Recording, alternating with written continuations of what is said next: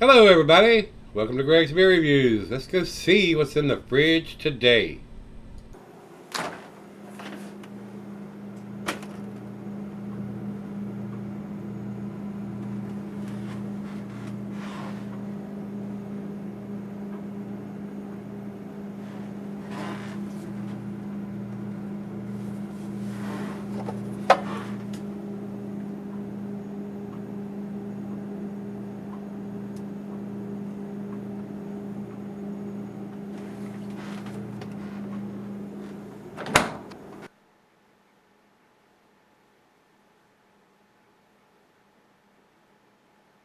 Hello everybody, welcome to Gregsbeerreviews today. Thanks a bunch for stopping by, I certainly do appreciate it.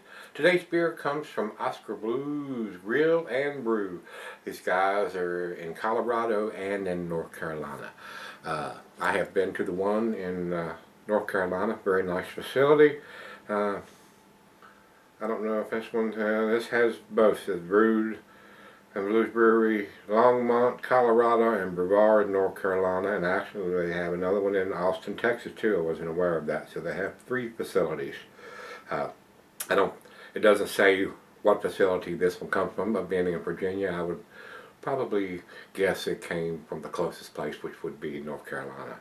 This says it was put in the can on 08/15 of 2020. And it says underneath that, Big Citrus.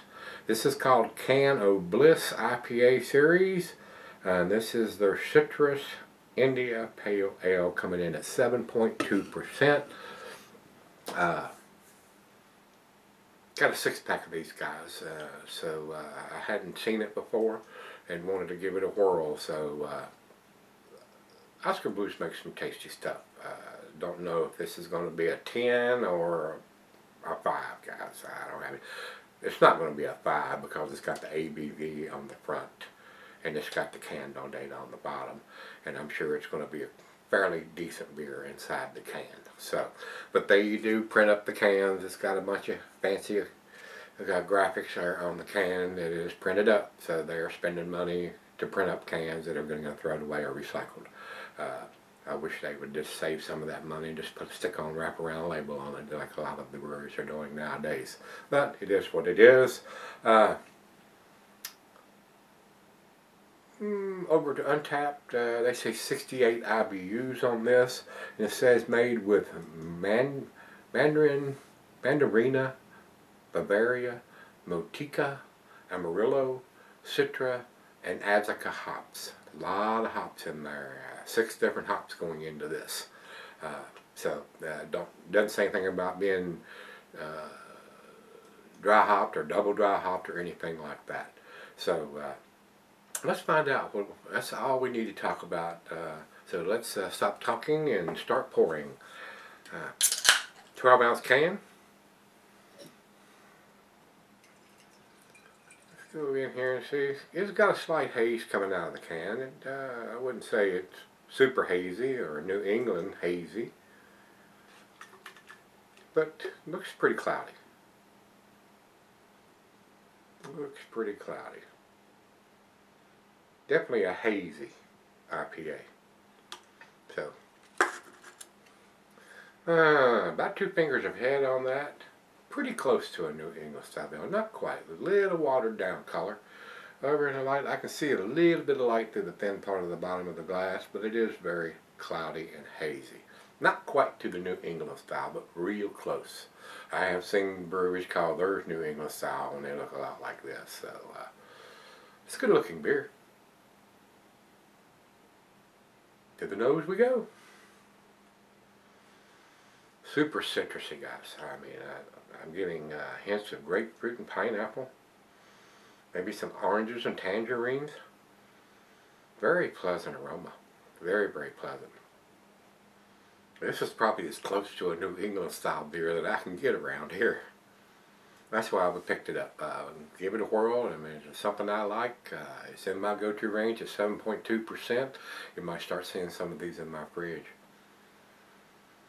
Definitely a lot hazier and cloudier than some of my regular go-to beers like the Sierra Nevada and maybe even the High Life. but High Life is like 7.5%, where this is 7.2%. So, smells pretty good. Big soapy bubble, so I don't think that head's going to stick around, but we should get some nice lacing off of it. Let's dive in. Cheers, everybody.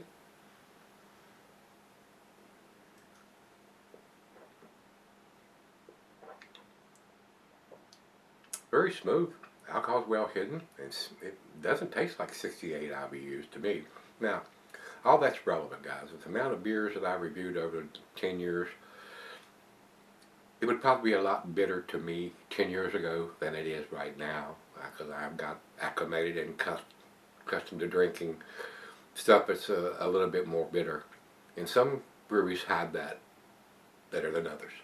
So, it doesn't taste like 68 to me, but that's just my opinion. Like I said, 10 years ago it might have been better as hell, but right now not so much.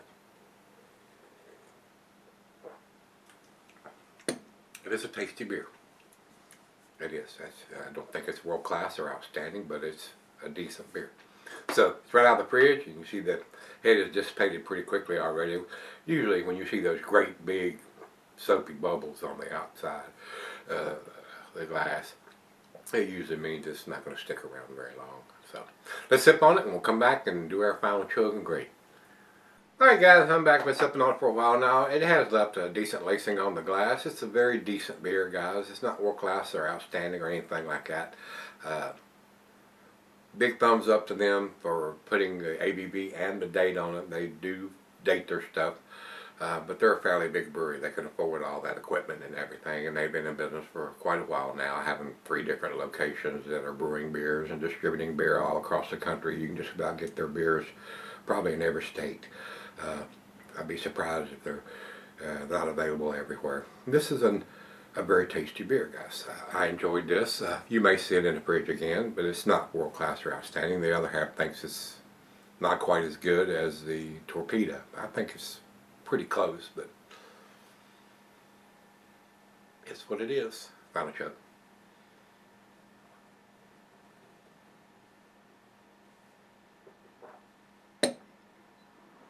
Probably as close as I can get to a New England style beer around here, even though it's not quite to that category in my opinion. It's more of a one-dimensional beer. They did use a lot of hops in it, but it's pleasant. I don't want to mealy mouth the beer because I enjoyed it, and I have some more in there to finish up. Like I said, you may see it in the fridge again, but it's not world class or outstanding. It's a B+ beer. I'm going to give it 88, guys. Over to Beer Advocate, they say 88 also. So we're in agreement there. And over to Untapped, they have it at 3.77, which is also a B+ number. It's unanimous. All 3 sites, me and Beer Advocate and Untapped, think it's a B+ beer. So it's a decent beer. Enjoyable beer, a nice easy drinking beer for 7.2%. So if you've had the Can-O-Bliss, a citrus version, I think they make 2 or 3 different versions of this in the Can-O-Bliss series. This one is the citrus. So if you've had it, let me know what you think. Till we meet again, let's go see what's in the fridge.